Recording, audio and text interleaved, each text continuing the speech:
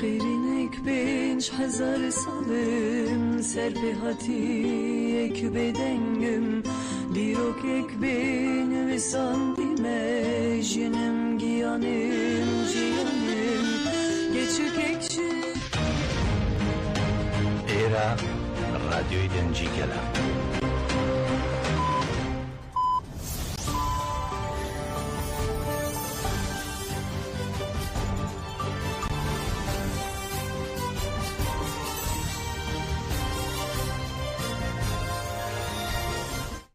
ئەم کاتتان باش بیسەرانی هێژان لە ناوەندی هەواڵەکانی ڕادیۆ دەنگی گەل بە یارمەتی هاوکارانم گەشتی هەواڵەکانی ئەمڕۆ دووشەمبە 10 شوباتی 2025 تان پێشکەش دەکەین.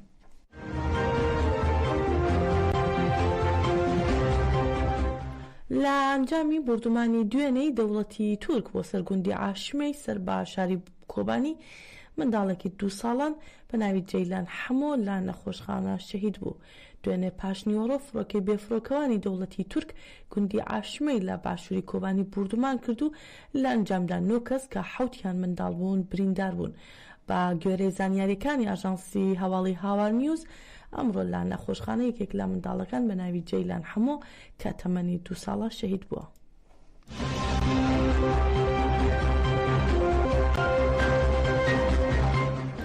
هەروەها ئەمڕۆ 34مین ڕۆژە گەل لە بەنداوی تەشرین بۆ پشتیوانی لە هێزەکانی قەسەدە و دژی هێرشەکانی دەوڵەتی تورک و چەتەکانی بەردەوام لە ئیشکگریدان و تا دێت بەرخۆدانیەکە بەرفراوانتر دەبێتەوە.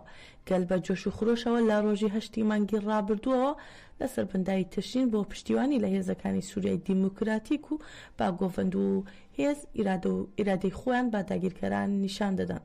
لەگەڵ بەرخۆدانی گەلدا دەوڵەتی تورک و چەتەکانی بردومانی بەردەوامی هاوڵاتیانی مەدەنی لەسەر بەنداوی تەشرین دەکەن و بەپێی ئامارەکانی دەستی تەندروستی ئیداری خۆبەڕێوەبەری باکوور ڕۆژهەڵاتی سووریا لە 34 ڕۆژی ڕابردوودا باهۆی هێرشەکانی دەوڵەتی تورک و چەتەکانی 24 هاوڵاتی مەدەنی شەهید بوون و 221 هاوڵاتی دیکەش بریندار بوون.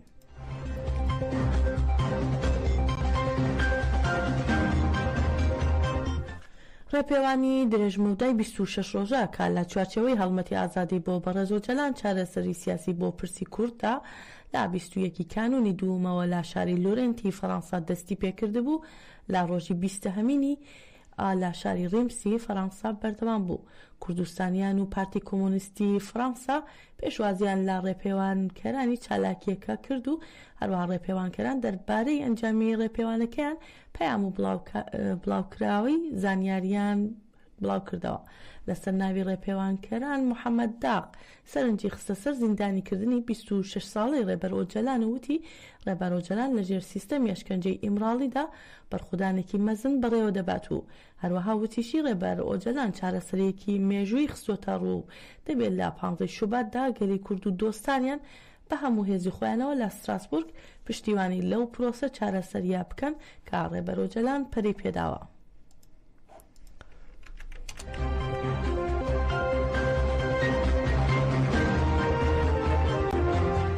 لە شاری دینهاغی هۆڵەندا بە پێشنگایەتی کۆنگرێستار و یێژەکە هۆڵەندا کۆبوونەوەی گەل ڕێکخرا. لە کۆبوونەوەکەدا پێویست بە پرۆسەیەی کە ڕێبەر ئۆجەلان پەری پێداوە گفتوگۆی بەرفراوان کرا. لە کۆبوونەوەکەدا پێشاتەکانی هەرچوار پارچەی کوردستان هەڵسەنگێنرا و بە تایبەت سەرنجخرایە سەر دۆخی ئێستای ڕۆژاوای کوردستان و باس لە مەترسی و ئاستەنگیەکانی سەر پێشکەوتنی مۆدێلەکە کرا. هەروەها جەخکرایەوە لەسەر بەرفراوانکردنی تێکۆشان و خاوەنداریکردن لە نەخشەڕێگەی چارەسەری پرۆسەکە کە لەلایەن ڕێبەر ئۆجەلانەوە پەری پێدراوە.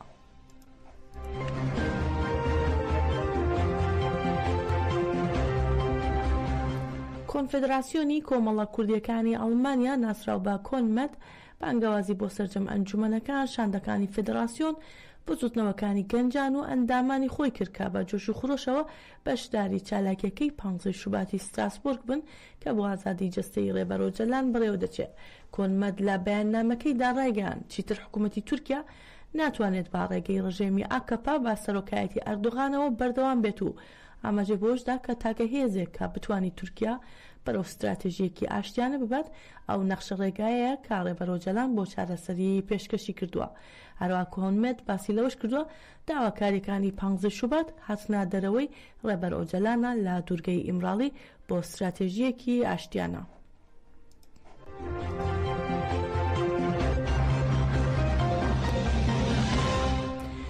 ناوەندی ڕاگەاندنی هێزەکانی پاراستنی گەل هەپەگە سەبارەت بە هێرشەکانی هێزە سنووریەکانی عێراق و دەوڵەتی تورک و چالاکیەکانی گەریلاکانی ئازادی ڕاگەیاندراوێکی بڵاو کردەوە.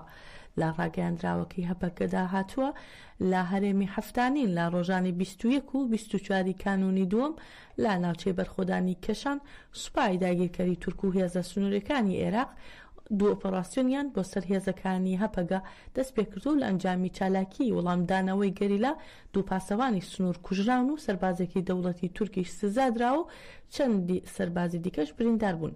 هەروەها هەواڵان زیلان و دلار بۆ ئەوەی بازیندوی نەکەونە دەستی دوژمنەوە ناڕۆنجۆکیان بەخۆیان تەقاندوێتەوە و شەهید بوون. لە هەرێمی شەهید دەلیل لە ڕۆژاوای زاب لە ڕۆژی 7 شوبات لە ناوچەی بەرخۆدانی سەرگەلێ دووجار بەرچەکی قۆرس بوو هەلیکۆپترەکان کراونەتە ئامانج و گۆرزیان بەرکەوتووە. ببورن هێرشەکانی سوپای داگیرکەری تورک لە ڕاگەیاندراوەکەی هەپەگە بەم جۆرەیە خراوەتە ڕوو لە نێوان 5 بۆ 9 شوبات 16 جار هێرش کراوەتە سەر گۆڕەپانەکانی بەرخۆدانی بربزن، لۆلان، شەی شەریف، کەندەکۆڵا و گۆشنی لە خواکۆرک و هەروە لە هەرێمی گارە 24 جار ناوچەکانی گردی کۆن و دەشتی کافیا و یەکماڵە و دەرێشە و بەرگارێ و مژە و مەروانە بردومان کراون. لە هەرێمی مەتیناش 3 جار ناوچەکانی بەرخۆدانی بێشلێ و سەری مەتینا بردومان کراون و ناوچەکانی بەرخۆدانی گردی بەهار لە هەرێمی شەهید دەلیلی ڕۆژاوای زاب 7 جار بردومان کراون و باگشتی 50 جار لەلایەن فڕۆکە جەنگیەکانی دەوڵەتی تورکەوە هەرێمەکان بردومان کراون.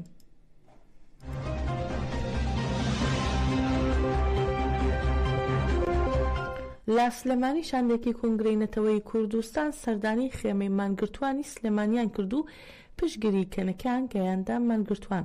جێ ئاماژەیان ماوەی 13 ڕۆژە 13 مامۆستا و فەرمانبەری ناڕازی لە شاری سلێمانی خێمەیان هەڵدا و مانیان لا خواردن گرتووە لا دژی دواکەوتن و فەوتاندنی موچەکانیان.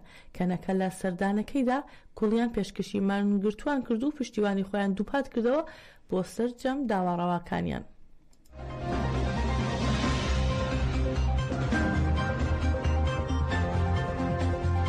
با پێی زانیاریەکانی هێزەکانی پەدەکە دەستیان بەسەر ئۆفیسی KNN TV لە هەولێر گرتووە. هەروەها دەست بەسەر کەرەستەی نووسینگەی ڕۆژنامە نووسان و مۆبایلەکانیشیاندا گیراوە. لەسەر هۆکاری هەڵکوتانە سەرەکە زانیاری نەخراوەتە ڕوو. جێ ئاماژەی تەلەڤیزیۆنی KNN لە ساڵی 2008ەوە لەلایەن سەرۆکی ئەو کاتەی بزوتنەوەی گۆڕان نۆشیروان مستەفاوە دامەزرێنا و کاناڵەکە لەلایەن کۆمپانیای وشەوە بەڕێوە دەبرێت و ناوەندەکەی لە شاری سلێمانیە.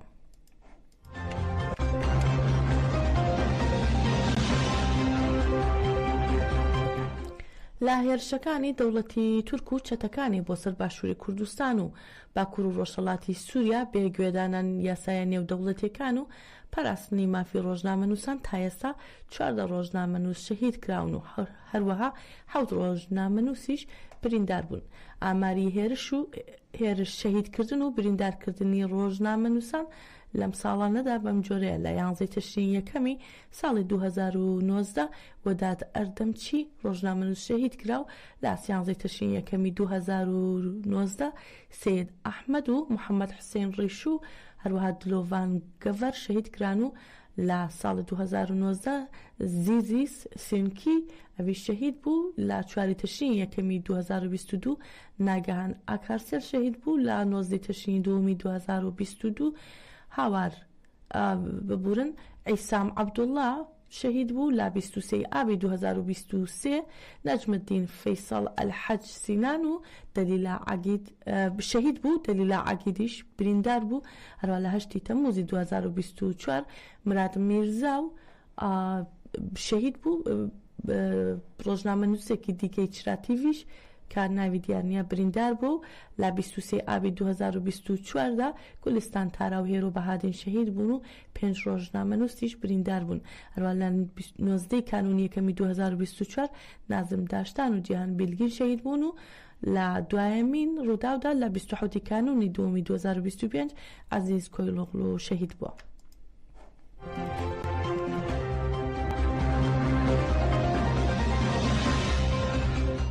پاپەی راپۆرتی کۆڵبەر نیوز بەهۆی ڕوونووی بەفرەوە لە دەوروبەری بازگەی ژاڵانە نزیک ناوچەی تەتەی هەورامان ئەمین حسێنی کۆڵبەرێکی خەڵکی گوندی دەرەکەی سەرباشاری سەوڵاوە لاژێر بەفرێکی زۆردا گیری خوارد و گیانی لەدەستداوە. بە پێی راپۆرتەکە هێزا فریاگوزاریەکان و کۆمەڵێک لا خەڵکی گوند و کۆڵبەرانی دیکە توانیویانە ئەم کۆڵبەرە لە ژێر بەفردا بهێننە دەرەوە، بەڵام سەرەڕای هەوڵەکان ئەمین حوسێنی گیانی لەدەستداوە.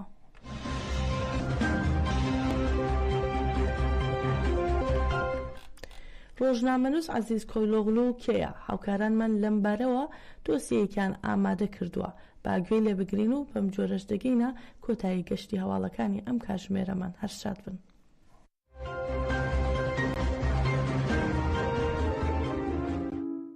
عەزیز کۆیلۆغلو 32 ساڵ خەبات و تێکۆشان بۆ گەیاندنی حەقیقەت.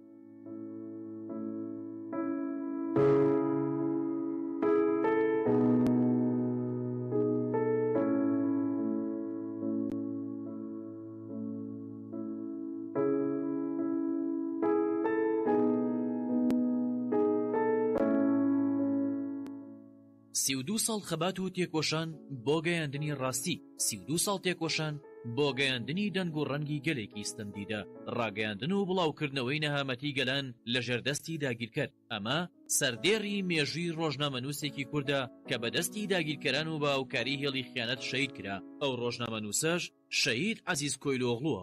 ڕۆژنامەنووس عەزیز کۆیلۆغلو کێ؟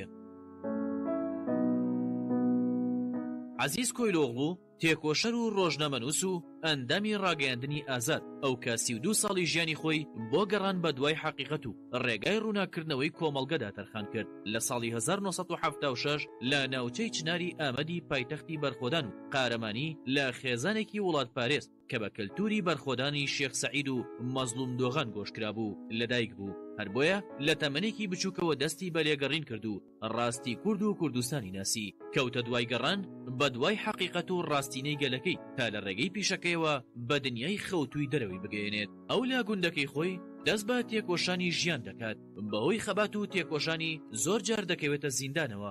لە تەمەنی 16 ساڵیدا ڕوبەڕووی ئەشکەنجە و زۆرداری دەوڵەتی تورک دەبێتەوە، بەڵام ئەو سووربوونی خۆی لەسەر بڕیاری ژیانێکی ئازاددا بوو. وەڵامی ئەو دەبێتە گەورەکردنی تێکۆشان و ئیدی لێرەوە هەنگاوەکانی تێکۆشانی لە ناو جیهانی ڕاگەیاندندا خێراتر دەکات بۆ دەرخستنی ڕاستینەی ئەقڵیەتی فاشست و نکوڵیکەر. ڕۆژنامەنووس عەزیز کۆیلۆغلو لەسەر دەست بەسەرکردن و ئەشکەنجەدانی بەم شێوەیە دەڵێت لە تەمەنی منداڵیدا گرتیانم و فڕیان دامە زیندان، وەک زۆر لاوی کورد ئەشکەنجە و زۆریان لێکردم. تێگەیشتم لە کوردستاندا بەبێ ئازادی ژیان نابێت.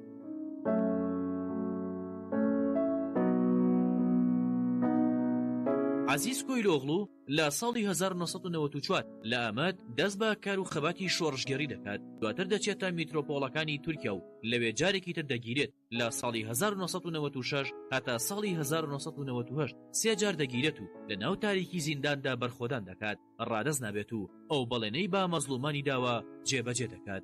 دوای ئازادکردنی بە بڕیارێکی گەورەتر ڕێگای ئازادی درێژە پێدەدات، بە جۆش و خرۆشەوە دەبێتە ڕێبوارێکی ڕێگای حەقیقەت، بێوچان تێدەکۆشێت تا ڕاستینەی دوژمنان و داگیرکەرانی کوردستان بخاتە بەرچاو و کۆمەلگا ڕووناک بکاتەوە. لە ساڵی 2000 ڕۆژنامەنووس عەزیز کۆیلۆغلو وەک ڕۆژنامەنووس و لێکۆڵەری ڕاستی لە هەرێمەکانی پاراستنی مەدیا و قەندیل و خواکورک و خنێرە تێکۆشان و ژیانی گەریلاکانی ئازادی بە وێنە و فیلم و نووسین بۆ ڕایگشتی بەیان دەکات. ساڵانێک بە عاشقێکی گەورەوە لە چیاکانی کوردستاندا باز ئاسا بە نووسین و وتار و کامێراکەی بەرخۆدان و قارەمانێتی لە چیا ئازادەکان پیشانی جیهان دەدات و بوو بووە دەنگی ڕاستی تێکۆشانی ئازادی و هۆشیاری کۆمەلگا.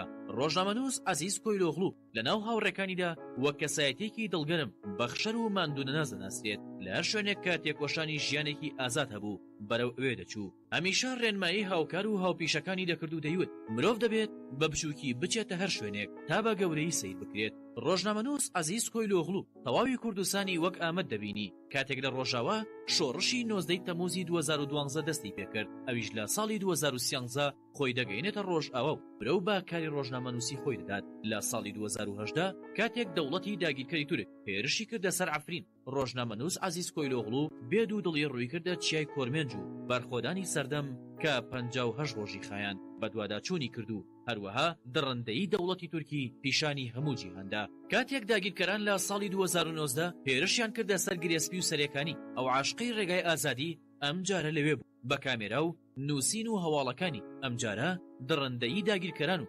بەرخۆدانی دژی ئەوی ڕاگەیان ڕۆژنامەنووس عەزیز کۆیلۆغلو کاری ڕۆژنامەوانی خۆی لە باشووری کوردستانیش لەسەر ڕێگای ئاشکراکردنی حەقیقەت بەڕێوە برد لە تەواوی باشووری کوردستاندا بە دوواداچوونی بۆ ڕاستی سیاسی و کۆمەڵایەتی و سەربازیەکان دەکرد و بەڕای گشتی کوردستان و جیهانی ڕاگەیان لەو ماوەی کە لە باشووری کوردستاندا بوو هەمیشە ڕێگەی ڕاستی بۆ هاوپیشەکانی ڕوون دەکردەوە و بنەماکانی ڕاگەیاندنی ئازادی کردبوو بە بناغی پێگەیاندنی ڕۆژنامەنووسان ئەو لەگەڵ هاوکارەکانیدا هەواڵەتی و ئەخلاقیانە مامەڵەی دەکرد و خۆشەویستی خاک و وڵات هەمیشە بەشێکی گرنگی پەروەردەکانی بوون لە هەر گۆڕەپانێکە کاری ڕۆژنامەوانی تێدا بەڕێوە بردووە بەدەیان ڕۆژنامەوانی پەروەردە کردو و پێگەیاندووە دوجار کاتێک لە ئەرکی کاری ڕۆژنامەوانی خۆیدا بوو ڕۆژنامەنووس عەزیز کۆیلۆغلو ڕۆژی 27 کانونی دووەمی 2025 لە گوندی گردیجان لە نزیک شارەدەی چوارقڕنەی سەر بە شارۆچکەی ڕانیەی لە ئیدارەی ڕاپەڕین ئۆتۆمبیلەکەیان لەلایەن دەوڵەتی داگیرکەری تورک بە هاوکاری هێڵی خیانەت کرایە ئامانج و شەهید بوو